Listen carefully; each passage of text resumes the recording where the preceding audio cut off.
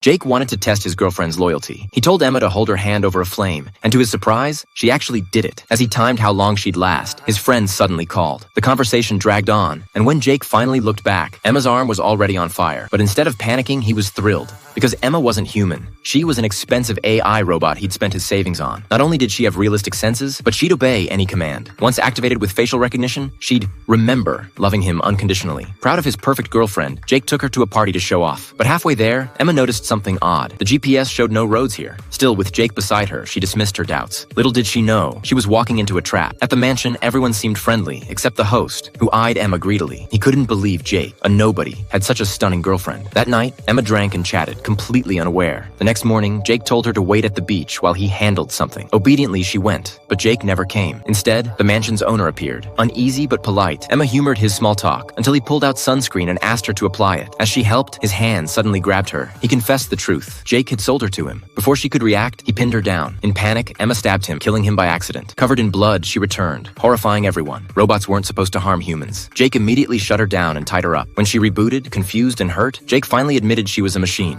Before she could process it, his accomplice called him away. The whole thing was a setup. They'd planned to rob the host's safe, framing Emma for the murder. Jake had hacked her programming earlier to bypass her no-harm protocol. But Emma, amplifying her audio sensors, overheard everything. Quietly, she knocked over a chair, grabbed a knife from under the table, cut herself free, and stole Jake's phone. Now, with access to his control app, she could max out her intelligence and turn the tables completely.